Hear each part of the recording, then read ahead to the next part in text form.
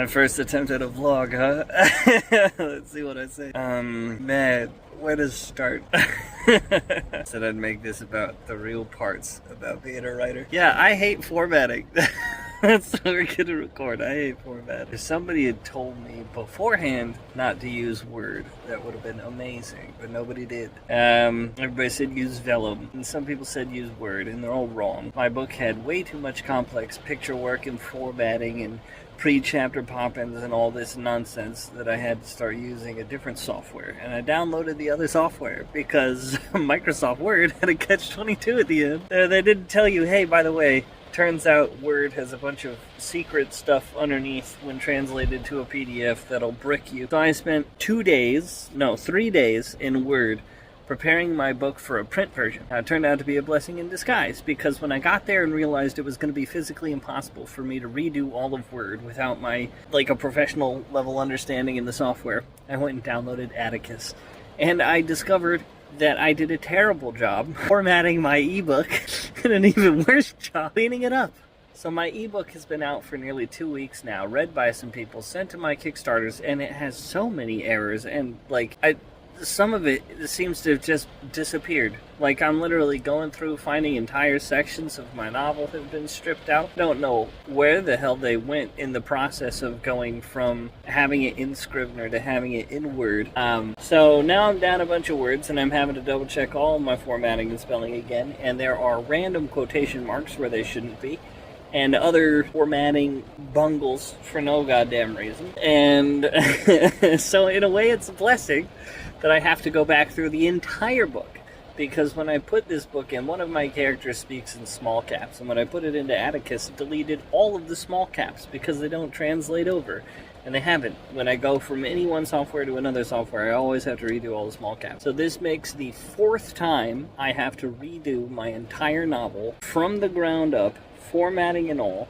And thankfully you can replace ebooks, right? You can replace ebook and you can put up the new one and all is good. But I just feel so awful for all the people who backed my Kickstarter, were waiting for my book. I thought I did a good job, but then I come back to it with fresh eyes a few weeks later and I did a terrible job.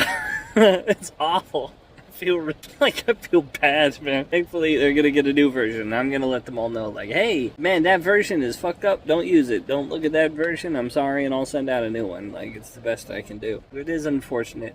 At this point, it means that at the very least 9 people got just the worst ebook of all time. Thankfully, the story is still pretty good, but the ebook is trash. And Jesus, the Kickstarter campaign fiascos that I have gone through. I got my swag. This is something that'll be fun. I got my swag from Vograce. And Vograce is a great site, don't get me wrong. They're wonderful. But Vograce is based in China. And the problem with that is that I had an issue with the order I placed and all the PNGs I sent them for the swag. But I only found out about the problems at 4 a.m. on a Wednesday. And I could respond on a Thursday, but by the time they saw the email and got back to me and had it checked, it was the next Wednesday. So it took like a month of going back and forth with somebody on the other side of the planet who was doing their best job, by the way. But it took a month in order to get all of my swag simply understood, let alone made. Now here's the real problem, as a lot of you people know, I live in a van.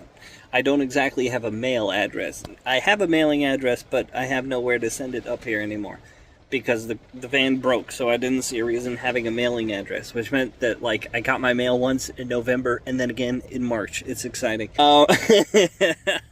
So I was like, I never see what's coming to me until months and months after it got sent. I had a very late Christmas, and it was wonderful. Thank you to everybody who sent me Christmas cards and wonderful things. You're awesome. I love my family.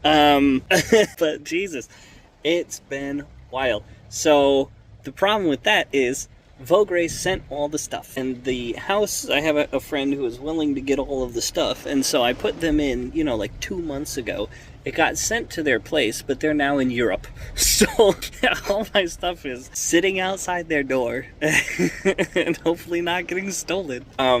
We hope we'll find out when they return, because it's not like I can walk. I guess I could, but I'm not about to do a 6-hour walk to their place and a 6-hour walk back just to get the stuff. So hopefully I'm not out several $100s of stolen goods. That'll be another thing on top of the outrageously terrible formatting job that I did. Jesus, it's so bad, really. It's it's fucking brutal.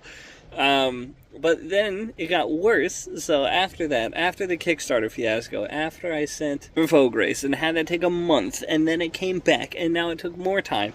And I'm like, well, there's no point in formatting, right? I'm like, I'll do the formatting when it's time to order the books, because I can spend the rest of the time working on my next novel or marketing the book, right? So I can do a whole bunch of other more productive things in the meantime, and that I thought were like more appropriate to accomplish right now, because I wanted to at least back them digitally, because I felt so fucking bad that it was taking so long. So here I am waiting. I'm like, all right, it's time to start formatting. Let's do it. Let's do Word. I do Word, and then I get in Atticus. I find out, like I said, that it's trash, and I'm going through, and then Atticus dies and deletes all of the work I've done. So I've been working in this new fucking software for the last 16 hours, I think. So it makes the 5th day that I've been working on the 4th version of going through the novel, and where I've been working all day, every day. And now it bricks. It bricks halfway through the day. So I had posted up, I was ready to work, I got all my stuff, and then there it goes. All the work I've done is gone. Hopefully, apparently support has the ability to maybe reinstate it, but it's Sunday,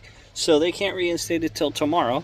So, once again, I'm at the great window of battle, waiting to go and fix all the stupid, ridiculous errors I literally cannot believe I didn't catch the first time. I don't understand how, like, satirical has quotations in chapter 1 and things like this. Like, how did I miss these? I don't understand. I feel really dumb. I'm not gonna lie. I feel incredibly stupid. But it is what it is. I can't undo the past. All I can do is keep going forward, you know, keep moving and trying to accomplish all of the stuff. But I tell you, it's been a fiasco. Here I was thinking I'd finished the Kickstarter. You know, I gave myself a month to get the beta feedback back and understand it, which I did. And then another month to edit it and get it out there, right? But I wasn't expecting everything else that came along with this. So here I am going like, look at all these people who were excited to get my book, who helped support my book, people from the workshop, friends, family, and all these people who supported me from around the world. And it's just not coming to them, because not because I don't want to do it, but because of bullshit. It's so dumb. It's so flippin' dumb. But the real dumb kicker, again, I live in my van, and it's not like I don't try and get commissions. I try and do short stories for people, or character backstories or stuff to, like, you know, pay my non-rent, but to eat. Because I like being not dead. Turns out being not dead is a lot of fun. And it was a lot easier to be not dead when the van didn't have a blown head gasket, so the engine's $10,000, and blown transmissions, so the transmissions, that's another $5,000, and a dead battery now, so nothing works. So I can't even lock my van. So every day that I leave, I'm just literally praying that nobody breaks in and steals everything I own. It's exciting stuff. What can I say? Thankfully, they don't. The homeless people around here, they look out for me. They say nobody touches my van, and I believe them. They're good people. So, you know, I'm in a good spot. So in that way, it's good. But it's one of those things where it's like, when I had the van, it was a lot easier to do van life, because, you know, you hop in, you go do some DoorDashes, which allows, at the same time, doing DoorDash was great because I could listen to audiobooks, right? And when I listen to the audiobooks, I'm growing, I'm learning more stories, I'm hearing the way that different people do prose, and I'm doing that while I get paid to do that. So I'm getting paid to basically practice and improve. And that's really cool, especially now that I'm getting down to the point where I work on line editing. So the way my brain works, I like to focus on big picture. Like, I do all the big picture stuff. And so my line level skill is really poor compared to most people. Or at least it appears this way. And I'll admit that in Saoirse, like, the line level writing is trash. It is. It's technically trash. And I'm sure that the people who know line level writing are like, how do you think this is a good book? I'm like, I don't. I think it's 2 stars. I think that it is the best 2-star book you'll ever read. Okay, I technically think the story is 5 stars, but the writing is 2 stars, if we want to get technical. Because I really like the story. And I did a pretty good job of doing the story. I'm sure I could do better, but I'll have to do better in the future. I was more concerned with being able to psychologically pass the threshold of putting myself out there than I was about doing the whole book again just to hit the line level prose at the level that I could get it to. And in future iterations of Saoirse, people will be like, dang, this reads so much better, and yet it's the same character. I love it, and everyone will be happy. So I'll worry about that in future. And if you cross-compare what I'm writing right now to what Saoirse is, it's like not even the same ballpark. Because now, like Saoirse, I finally put together all of the macro. So I get it. I get the whole big picture of the story. That all makes sense. I get how things work. I see how they function. So now I can just play the game. And the people who I've coached, you'll understand what I mean when I say play the game, right? Like, they get it. So I'm at the point where I can just be Ronaldinho. I can just have the greatest prose you've ever seen, and the greatest scenes you've ever seen, and the greatest character work of all time. Like, I can just do that now, which is really good. I'm proud that I've gotten that far, and now I can just go out and ball.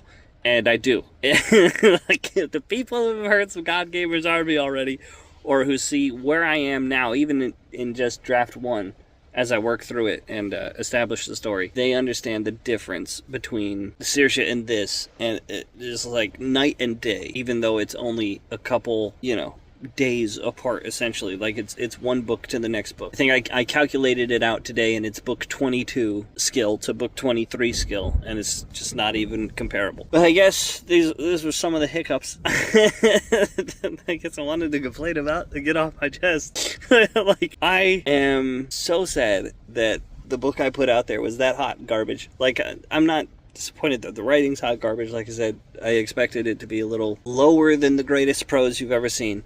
Not that I can't hit it, but there's also something to be said for dumbing down the prose. A lot of notable authors will dumb down their prose nowadays because most people just want an easier thing to read. They don't want to try that hard. And that's fair, like, everybody's welcome to enjoy what they want. If they want to enjoy a double cheeseburger versus if they want to go get a gourmet burger, at some 5-star restaurant. Those are two different readers and different things. It also probably hurts that everybody thinks I'm crazy because they're like, what is this bizarre garbage? I'm like, this is aimed at a very specific group of people. There is a group of people who, honestly, it's a huge group of people, but I haven't been able to activate them yet. They like what's called degenerate anime, and those people will love this book. They will think it's great. And I recognize that a lot of the people who back the Kickstarter are not necessarily people who like this content. Right? They're people who were expecting me to maybe be like Shakespeare out the gate. And to be fair, I could have gone that way. I just didn't want to. It didn't sound like fun. So I didn't bother. I was like, yeah, I want to do something wacky and bold and, like, just the most ridiculous costume. Because I thought, if I'm going to put in all my chips and go all in, I'm going to go all in on like, the most 0.1% chance play in history. Because that sounds like fun, and it's also the bigger payout. Like, if you're going to go all in for the biggest payout you can.